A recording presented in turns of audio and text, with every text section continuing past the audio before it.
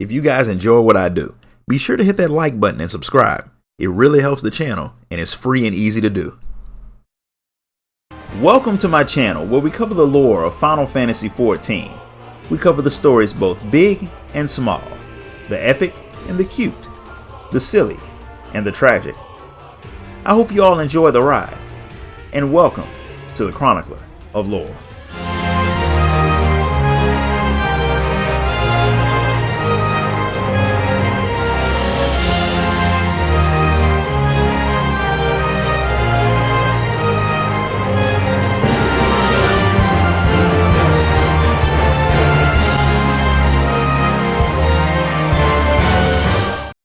Royce's merchant friend gets his dream flowers processed before they come to Ul'dah, which lets them bypass the whole ban thing. Granted, they're still super expensive, which means Martin will have to put on even more shows to pay for them. That also means he'll have less time to train you, so he sends you off to learn another spell while he gets to work. When you make it back, the Mage hit you with some bad news. While you were gone, Martin got hurt pretty badly in a match. Now he's in the hospital, and that means he can't train you at all. Surprisingly enough, Wastrok shows up and offers to take over your training while Martin's incapacitated, and since he was a better student of blue magic than Martin, he's more than qualified. Even the Mage admit that the man is as good as he says he is, so you head out to Horizon with him to get a lesson. The man rode out there in some Garlean magitech. Since his company does some work at a cerulean processing plant, he indirectly does a bit of work with the Empire. He'd found his not-so-little Magitech toy abandoned on the outside of Castra Meridianum, and he refurbished it so he could learn more about it. He's learned all that he can from it, so he lets you fight it as a part of your training. Even though you overpowered the thing, Wastrok still thinks the age of fighting with swords and magic is coming to an end. Battles will be won and lost in the future with technology. Eorzea is still staying primitive, while the Garleans are advancing fast, and if they don't get with the times, things won't end well for them. Wastrok thinks that it won't be long before the Grand Company start fighting with Magitech of their own, and all of that tech needs ceruleum to power it, which is part of the reason for all of the fighting in Northern Thanalan.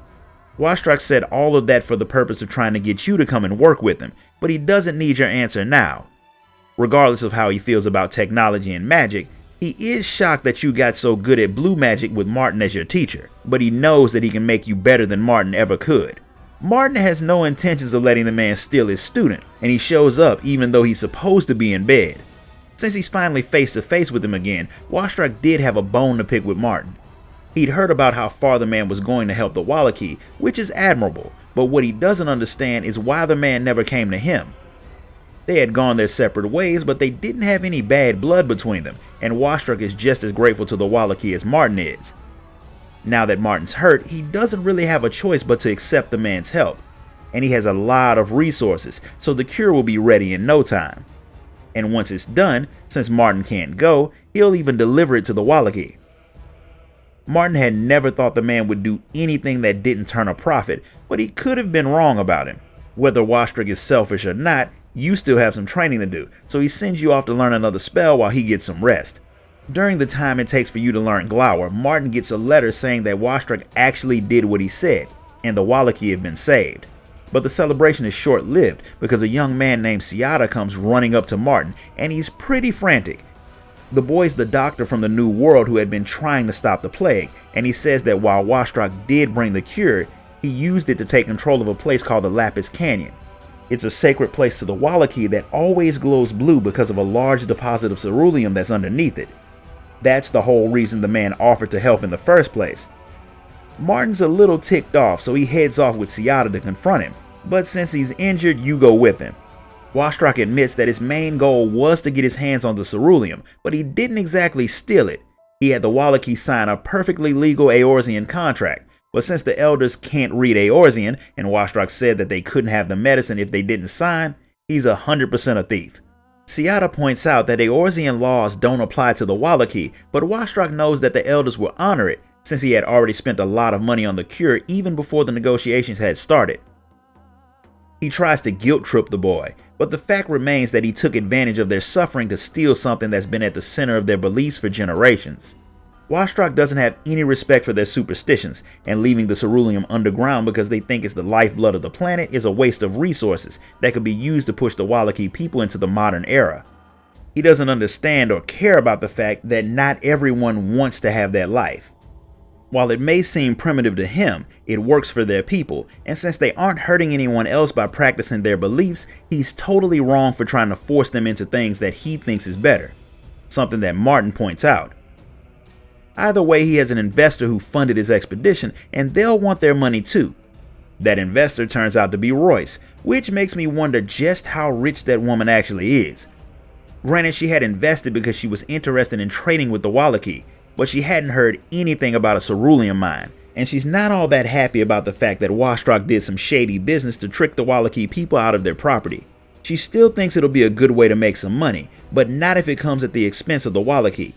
That puts her in a bit of a tight spot, so she figures that the best way to solve this problem is for Martin and Washtrock to fight it out in the Celestium. Blue Mage versus Blue Mage. Washtrock is fine with that, but he says quite confidently that even if Martin wasn't injured, the man would never be able to beat him. Whether that's true or not, Martin is too hurt to fight, so Royce believes that it's time for his apprentice to make her debut as Azeroth II. If you win, she'll cut off the funding for the Lapis Canyon. If Washtrock wins, she wants Martin to help convince the Wallachie to go along with it. Martin doesn't really want to be a part of this, but Seata says that even in their culture, when two sides have a disagreement, they each pick a fighter and they duke it out. Normally one of the Wallachie would fight on their behalf, but since he's in Eorzea, Seata asks you to do it. Since there's no one else, the Warrior of Light agrees, so that means it's time for the most important part of this, getting your costumes ready and seeing just what Washtrock is capable of.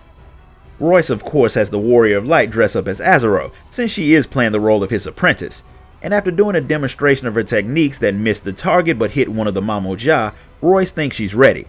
But after getting a look at Washtrock's costume that has him looking like a floating demon who Royce says is a warlock called Azumagia, with powers that transcend the dimensions, the Warrior of Light may not be as ready as she thinks, especially since the man shows off some primal level blue magic.